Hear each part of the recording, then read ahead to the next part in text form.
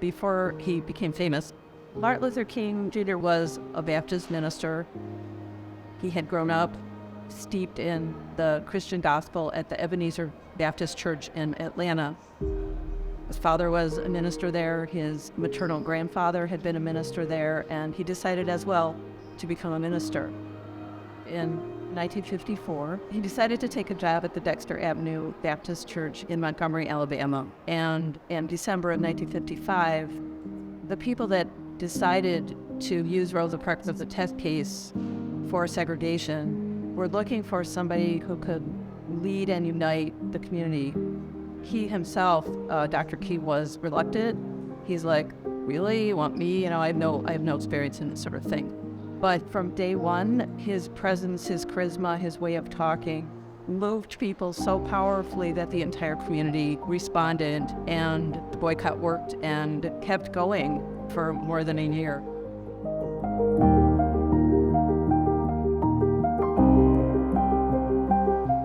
We're here at the pop-up exhibit for Martin Luther King. We've titled it, How Long? Revisiting Martin Luther King Jr. and His Legacy. And the idea here is to talk about some familiar things, but also delve into some things that are less known about him. The first section that I've titled Stride Toward Freedom talks about that first part of his life, his early background as a minister, his inspiration from Mahatma Gandhi, and then his getting involved and applying some of his philosophy of nonviolent tactics to the Montgomery bus boycott. After that bus boycott, he wrote a book called Stride Toward Freedom. And that kind of summed up the history of the boycott, what led to it, the people involved, and the fact that it was a paperback book, which paperbacks were becoming more popular at the time, really made it inexpensive and really spread his philosophy all over the nation.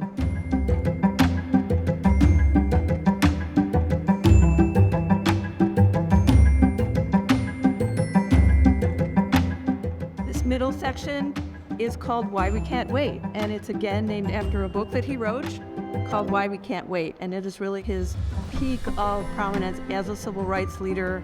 The group he led, the Southern Christian Leadership Conference, went to different cities to plan nonviolent protests and sit-ins and try to effect change.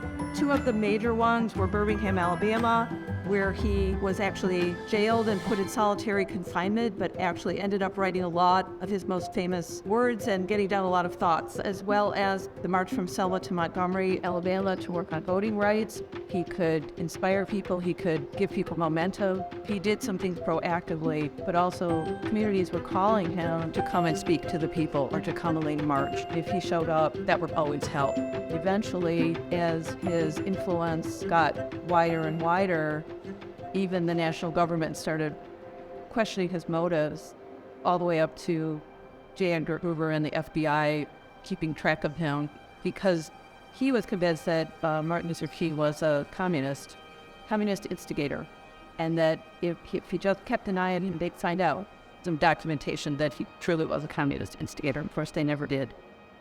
This third section talks about the broadening of his ideas to apply to people in the North as well as the South, people who are poor, people of different cultures, anybody really that was discriminated against. He created something called the Poor People's Campaign. And this is something people know a lot less about.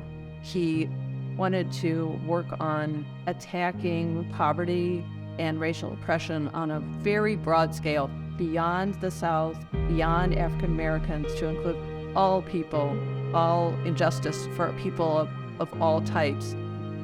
I named this section, Where Do We Go From Here? Because here's another book that he wrote. This was his final book before he was assassinated. In 1968, he was helping Black sanitation workers in Memphis who had gone on strike. There were government security people and police surrounding the motel, but they all had their eyes on him. James Earl Ray, the assassin, came, set up the whole thing, shot him, got in his car, and he drove off, and nobody followed him. Because they were all thinking Martin Luther King was the problem. Unbelievable. The exhibit ends here with a modern protest poster from the Black Lives Matter movement.